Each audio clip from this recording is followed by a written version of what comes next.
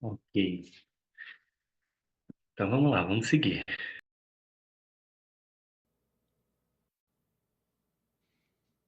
Parte 9. Entrega incondicional.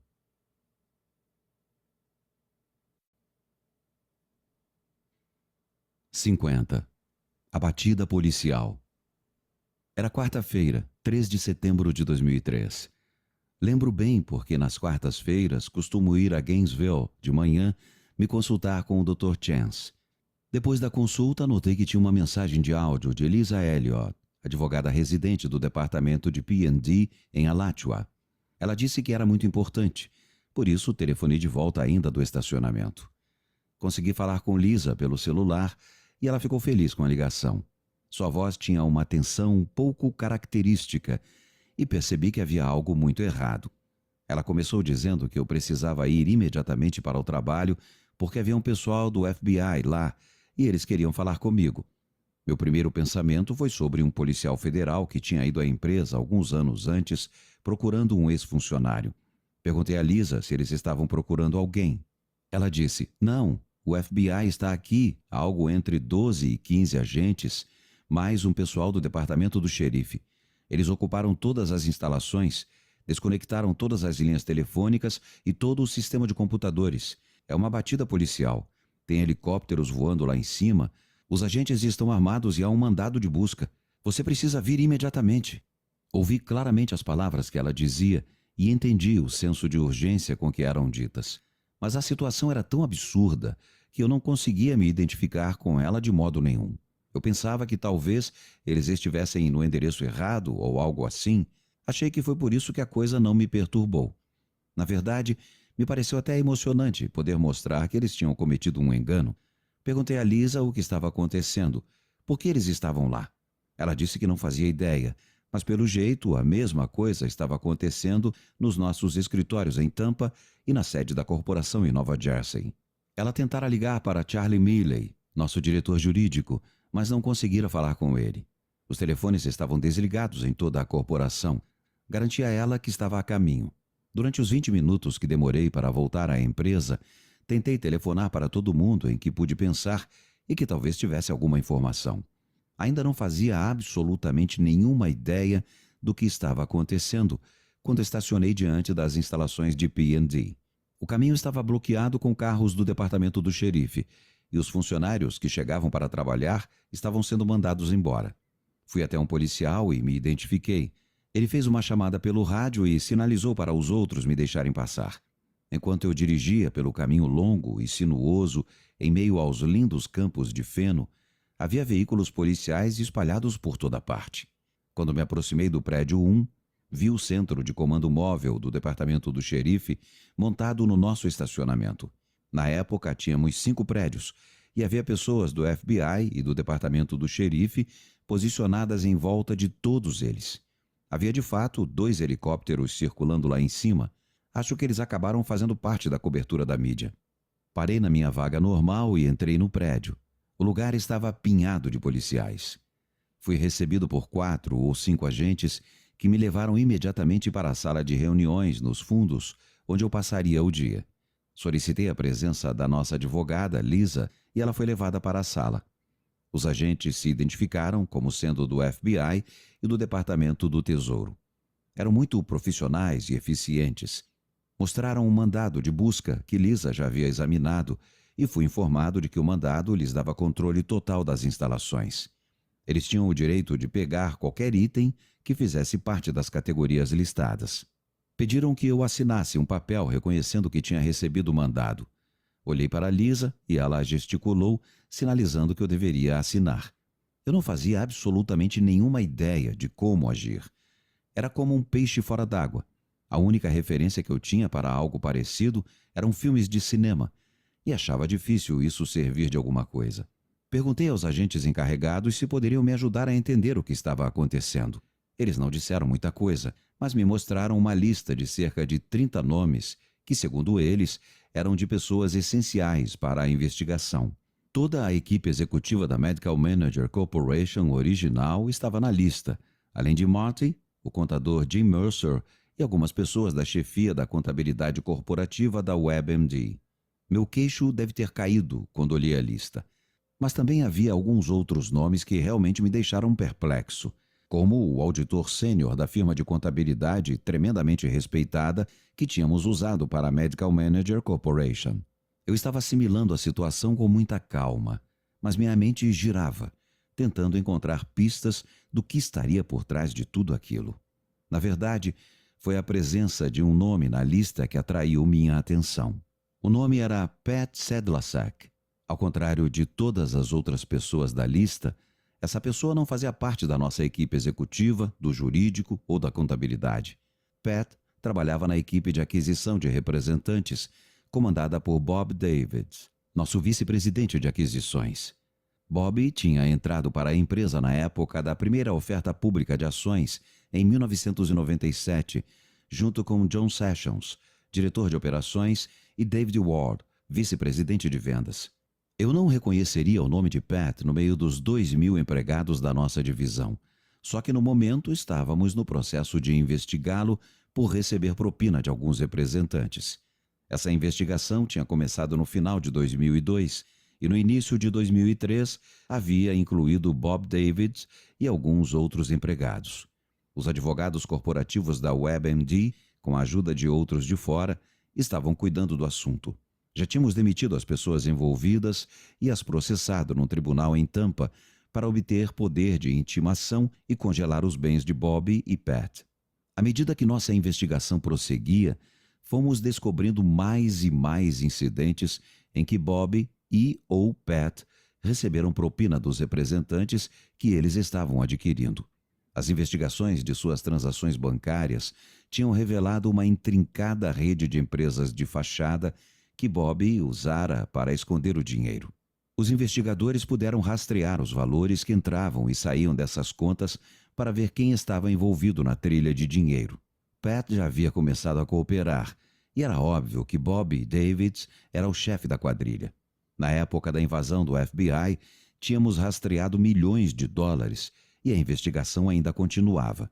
Com os nomes de Pat e Bob na lista e o mandado de busca citando mais de 100 de nossas aquisições de representantes, era provável que essa batida estivesse de algum modo relacionada com o que Bob fizera. Mas seus esquemas de propinas envolviam apenas 4 ou 5 funcionários, e nossa investigação sobre o tema estava sendo feita às claras.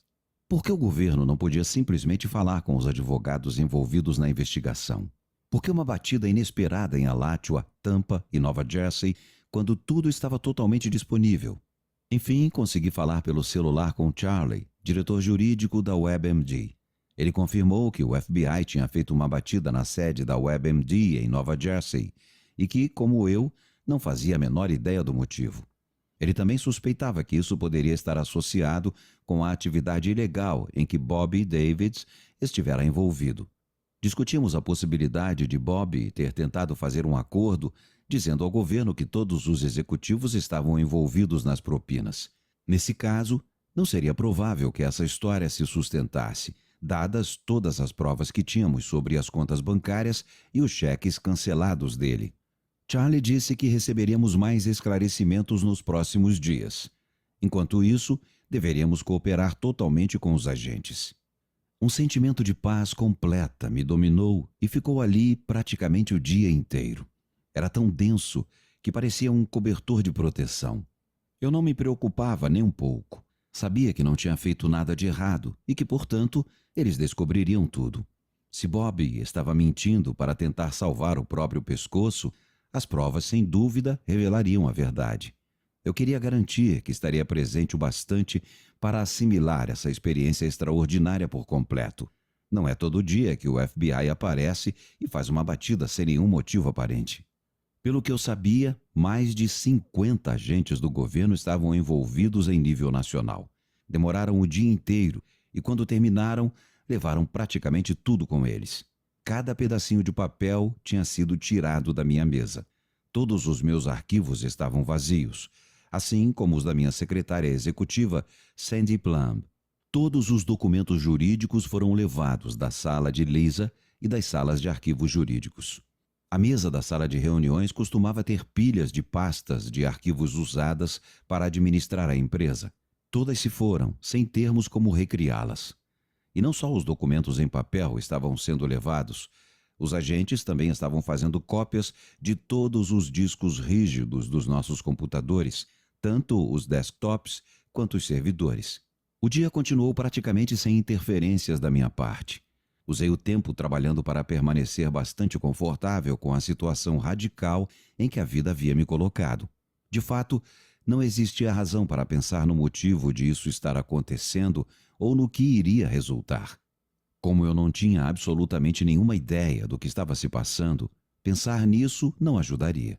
Aproveitei para passar o dia abrindo mão de tudo que a voz da minha cabeça tentava dizer e relaxando profundamente sempre que meu coração começava a ficar ansioso. Nessa situação, entregar-me não era uma alternativa. Era a única coisa sensata a fazer. Quando saí, naquele fim de tarde, procurei os principais agentes. Agradeci por terem sido tão cordiais e disse que desejava que pudéssemos ter nos conhecido em circunstâncias melhores. Para mim, eles eram apenas pessoas fazendo o seu trabalho do melhor modo possível. Certamente não era a culpa deles. Quando o sol se pôs, em 3 de setembro de 2003, em todo o país, o governo havia confiscado 1,2 milhão de mensagens de e-mail, 1.500 caixas de arquivos contendo mais de 3 milhões de páginas de documentos e 830 mil arquivos de computador. Era, de fato, um dia que viveria na infâmia. –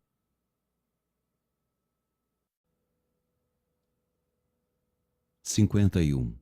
Advogados, advogados e mais advogados.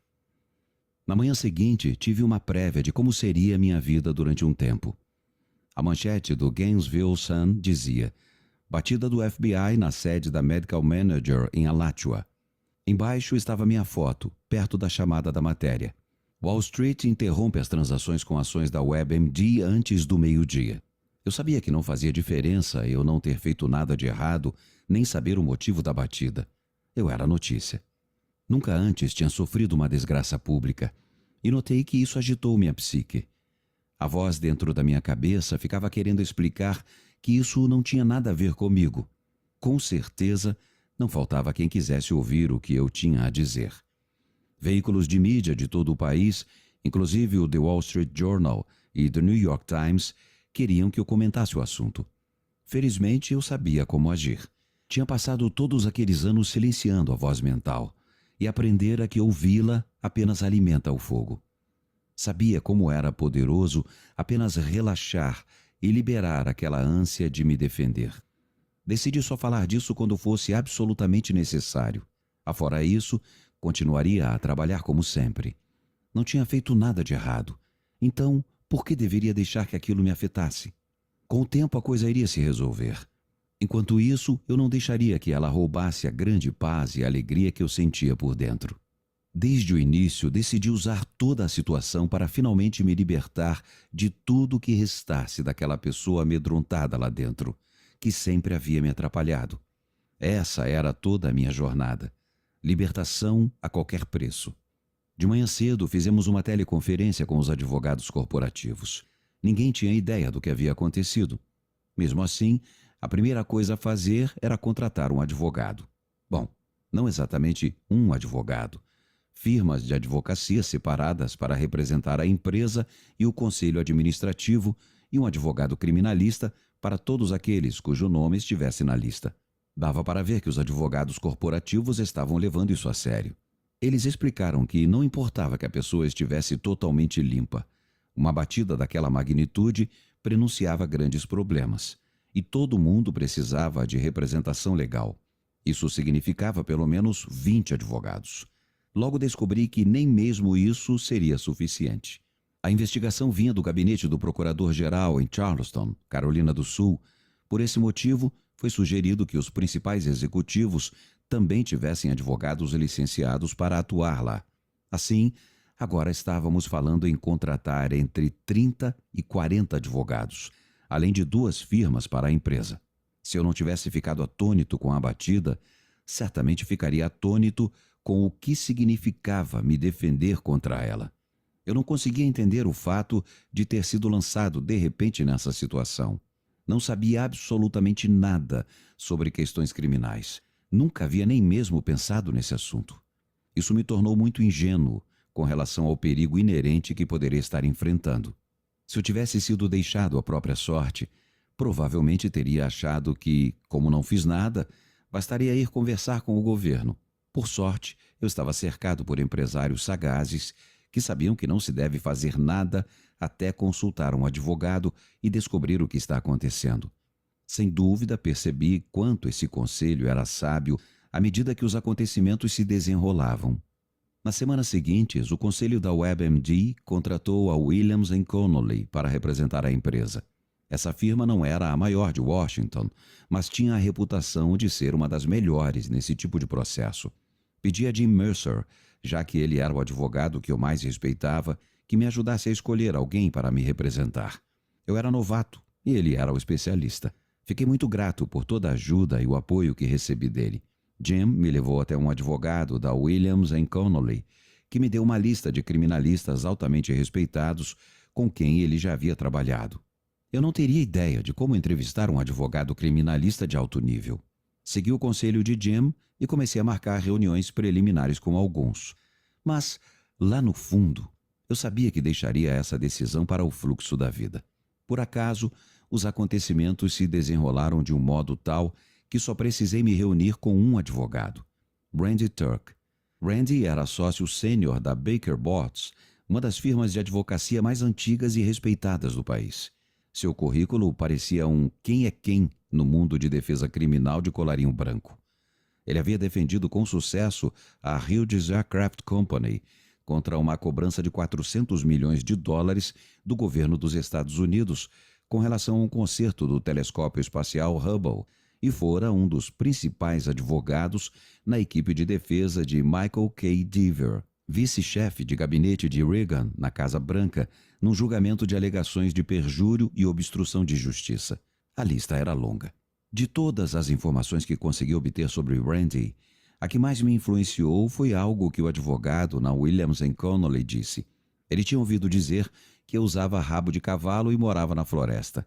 Disse que, de todos os melhores advogados de defesa que ele conhecia, Randy era o mais mente aberta. O advogado achou que, com base no que tinha ouvido falar sobre mim, Randy e eu nos daríamos muito bem.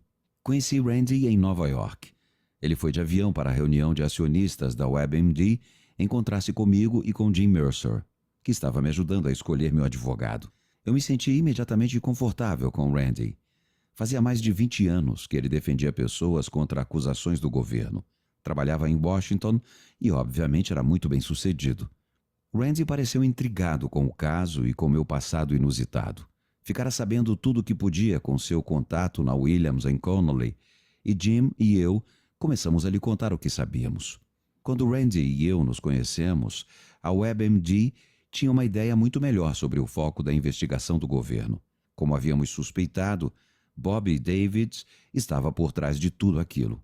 Depois de a empresa investigar com sucesso suas contas bancárias ocultas no início de 2003, Bobby soube que tinha sido apanhado. Foi apenas questão de tempo até percebermos que ele havia roubado quase 6 milhões de dólares em propinas e esquemas de desvio de dinheiro. Ele iria passar muito tempo na prisão, mas Bobby era um vigarista, e pelo jeito era um vigarista muito bom. Certamente havia nos enganado durante anos, enquanto conseguia realizar suas fraudes sem ser detectado. Em março de 2003, embarcou no maior trambique da sua vida.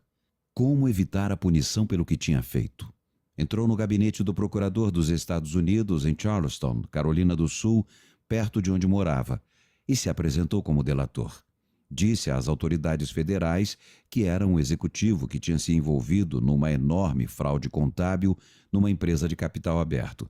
Admitiu que, como parte da fraude, tinha recebido propina para si mesmo e para alguns outros, mas estava preparado a entregar toda a alta administração se o governo estivesse preparado para fazer um acordo com ele.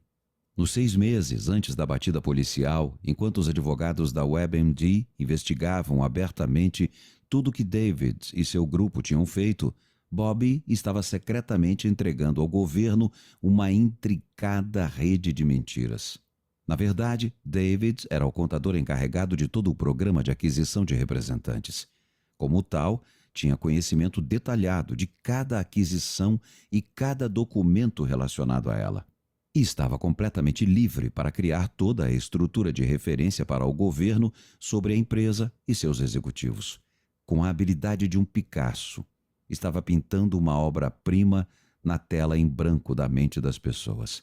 Só precisava se certificar de que contaria a história de um modo que, mais tarde, fosse sustentado pelos documentos que eles encontrariam. Ele sabia que não haveria nenhuma prova para sustentar seu mundo fantástico de Bob. Mas, se ele dissesse que recebera a ordem de realizar um negócio de certo modo e mais tarde pudesse mostrar que, de fato, o negócio fora feito daquele modo, isso iria apoiar sua teoria. O problema é que não sustentaria a parte do recebera a ordem. No entanto, se ele contasse aos investigadores do governo o que eles iriam encontrar e eles continuassem encontrando exatamente o que ele dissera, isso daria credibilidade ao resto da sua história. Mais cedo ou mais tarde, ele ganharia a confiança deles. Se conhecimento é poder, Bobby Davids tinha todo o poder. Naquele início de interação com o governo, ele era o único que tinha todo o conhecimento. Randy explicou que essa não era uma situação incomum. O governo forma uma imagem e depois tenta encontrar provas que sustentem essa imagem. Era isso que o FBI estava fazendo com a massa de documentos confiscada durante a batida. Randy disse que o problema com uma quantidade tão grande de documentos é que sempre é possível encontrar um modo de fazer com que eles digam o que você quer. Nesse tom pessimista, Randy concordou em me defender do melhor modo possível e nós nos despedimos. Eu jamais poderia saber o tamanho da odisseia em que embarcaríamos juntos. Na época, soube apenas que o mesmo fluxo de acontecimentos que havia me levado a essa confusão tinha acabado de me levar ao meu principal advogado. Seguir esse fluxo era meu grande experimento, e agora não havia como recuar.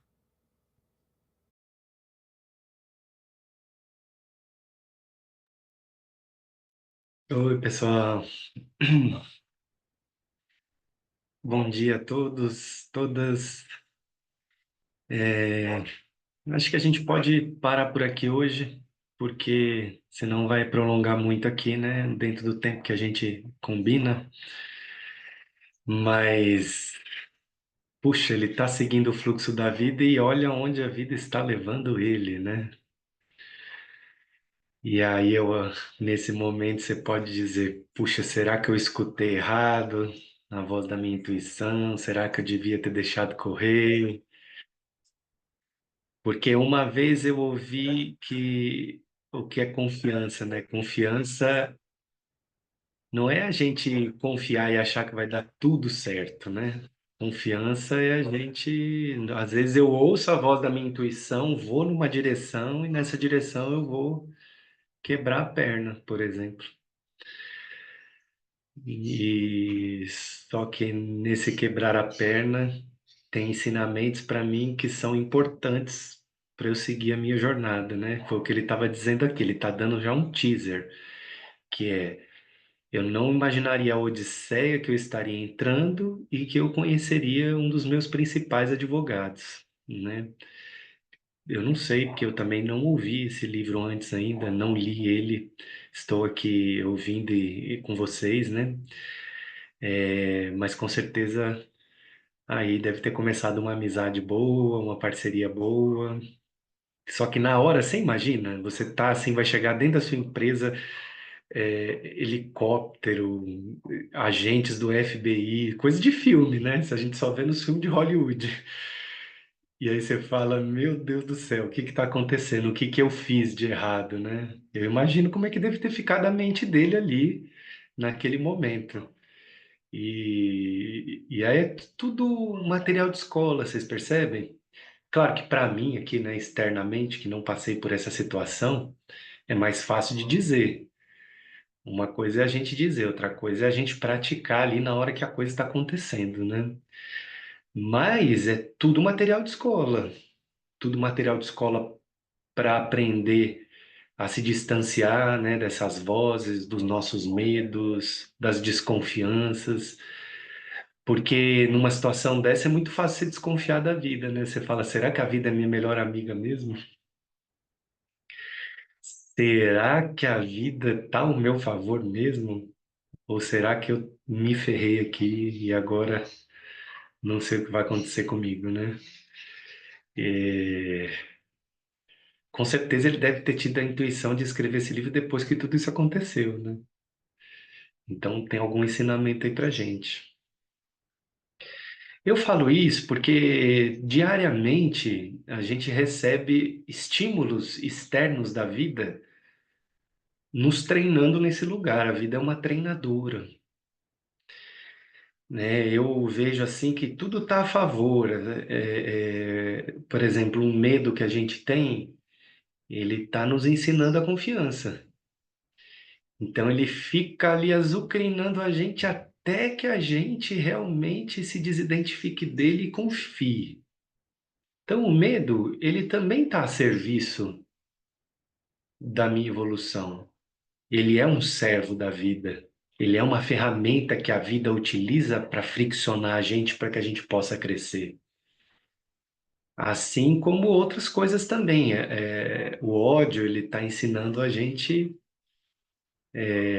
a amar mais, ser mais gentil, está ensinando a gente o perdão, né? Então eu sinto que esse livro, ele ensina a gente uma das principais coisas assim, que é o controle sobre tudo. A gente realmente tem um condicionamento de achar e acreditar que a gente controla alguma coisa na nossa vida. E mas eu não sei, é momento de eu poderia dizer que a gente não controla, né? Mas ainda seria algo externo dizendo alguma coisa para você. Mas eu percebo que o melhor é ficar com essas reflexões mesmo. Será que eu controlo? Será que eu tenho algum controle sobre alguma coisa que acontece na minha vida? E buscar esse lugar dentro de você, essa confiança, porque é, foi o que eu estou dizendo aqui, né? Eu estou dizendo aqui já alguns encontros. Tem uma coisa assim que é a entrega incondicional e tem uma outra coisa que é a minha parte meio sem noção, sabe? Se a gente querer se entregar incondicionalmente para a vida, assim como o Michael Singer fez na vida dele, sem a gente alcançar esse lugar internamente, é uma coisa meio sem noção. Por quê? Porque eu tô indo porque alguém está dizendo para eu ir. É diferente de eu sentir dentro de mim que eu confio mesmo na vida. Não sei se vocês estão entendendo o que eu estou dizendo. É diferente, eu preciso conquistar esse lugar dentro de mim. Então, esse livro, o que a gente está querendo com ele, é que você não sossegue no seu processo de autoinvestigação até que você encontre esse lugar de confiança dentro de você. Aqui nós não estamos incentivando você a se entregar cegamente, porque isso também é ingenuidade, né? Nós estamos incentivando você a buscar esse lugar de confiança dentro de você. Você virar e falar: puxa, eu estou sentindo confiança, eu estou sentindo que eu sou uma filha e um filho amado da vida, eu estou sentindo isso dentro de mim. Aí, a partir desse lugar, você começa o seu experimento, né? É momento, né, gente, esse momento assim, até aqui, por exemplo, essas coisas que eu falo, você nunca siga assim, sem você sentir antes. Eu estou falando aqui para te incentivar você a se estudar, mas ainda sou eu falando para vocês. Eu estou te incentivando a viver, você viver a sua experiência, né, para que você em algum momento encontre essa liderança regenerativa sobre você mesma, sobre você mesmo. Que você tenha, você seja líder do seu universo interior, né? E consequentemente do seu universo exterior também, tá? Então, Quando a gente fala de liderança regenerativa, é disso que a gente está falando. A gente está falando de você ser líder de você mesma, de você mesmo. Correto? Então, assim, aí você pode perguntar, mas como que eu faço isso, Thiago? Eu posso dizer como eu faço. E aí você vê se funciona para você, né? Eu tenho duas ferramentas, basicamente. A primeira ferramenta é silêncio.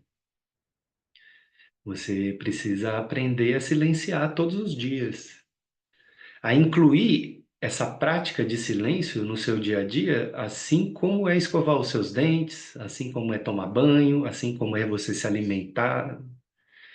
Então, todo dia você precisa separar um tempo para que você possa ficar com você mesma, com você mesmo. Então, e esse tempo que você vai ficar em silêncio, ele é relativo.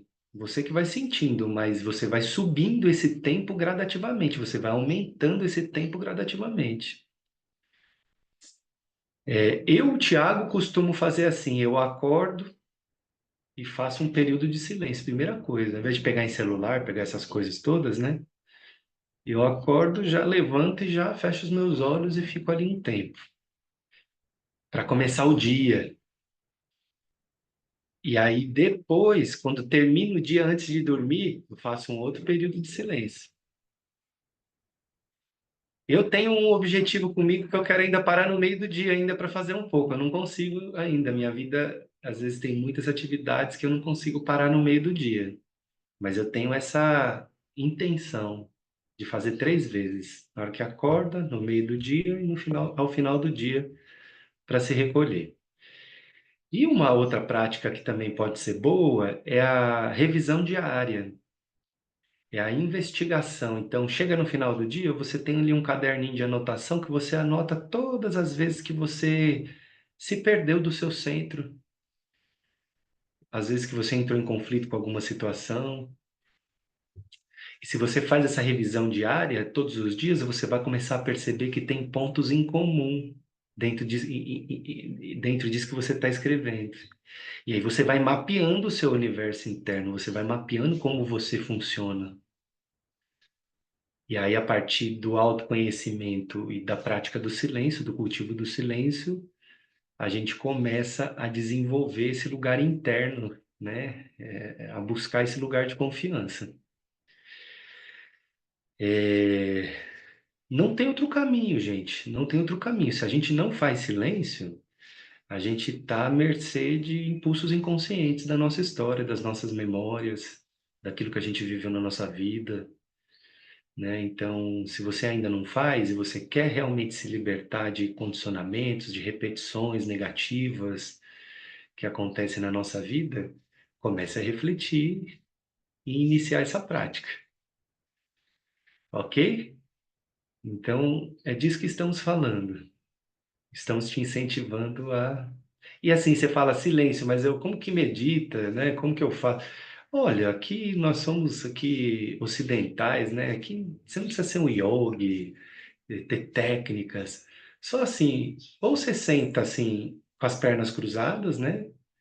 Ou você pode sentar numa cadeira assim, igual eu tô aqui agora, assim, colocar os dois pés no chão, uma mão sobre a outra e simplesmente fechar os seus olhos, alinhar sua coluna e ficar respirando nesse silêncio. Os primeiros minutos, eles são mais atribulados. Por quê? Porque a gente está com muita ainda estímulos do mundo externo, né? Que a gente capta pela visão, pela audição, pelo tato, pelos sentidos, né? Mas se você persevera nesse lugar e só observa esse fluxo de pensamentos, você vai perceber que quanto mais tempo você fica, mais calma vai ficando sua mente. E aí, devagar, você vai percebendo que você vai harmonizando internamente. E essa harmonização interna, ela vai harmonizando a sua vida externa também. Você pode acreditar ou não, e por isso que eu estou falando para você praticar, para você ter essa experiência. Mas na minha experiência, o silêncio ele harmoniza todas as áreas da vida, inclusive sua área financeira. né? Então, é um momento assim que a vida está nos convidando a práticas diferentes, coisas que não ensinaram a gente na escola, sabe? A gente nasceu aqui nesse mundo sem manual de instrução. E aí a gente vai descobrindo, vai entendendo, vai. Ok? Acho que é isso. Uma fala só no final, assim, para a gente poder também ir assimilando, porque às vezes a gente só ouve a história só e vai embora assim. Estou entendendo que é importante a gente fazer alguns comentários. Hoje eu não vou abrir aqui para vocês falarem, hoje sinto só de eu falar um pouquinho mesmo, tá? E aí a gente segue na segunda que vem com o nosso trabalho. E aí, só para dar um teaser para vocês, nós estamos quase no final desse livro, daqui a pouco, desse audiobook, mas a intenção é a gente continuar aqui com esses encontros, então, talvez com o estudo do poder do agora, do Eckhart Tolle, para a gente entender um pouco qual é o poder da presença, né? E dando continuidade aqui nesse tema que eu estou abrindo, ok? Ok, então vamos fazer um instante de silêncio. É isso, ó, você vê, a gente faz um instante de silêncio no começo e um no fim. Você faz isso na sua vida, é uma grande sessão, né? Uma grande encontro que você faz no começo e no fim, para fechar o dia. E aí sua vida fica protegida, tá? E o seu sono também fica protegido. Seu sono também fica protegido. Você vai ver que se você começa a fazer essa prática antes de dormir, você vai dormir muito melhor. Profundo, sono restaurativo. A gente não precisa de remédios, coisas assim, sabe? A gente tem um remédio que é um remédio mais antigo e mais moderno da humanidade e de graça, sem ter que pagar nada, né? Ok? Então vamos fazer um instante de silêncio para a gente terminar hoje.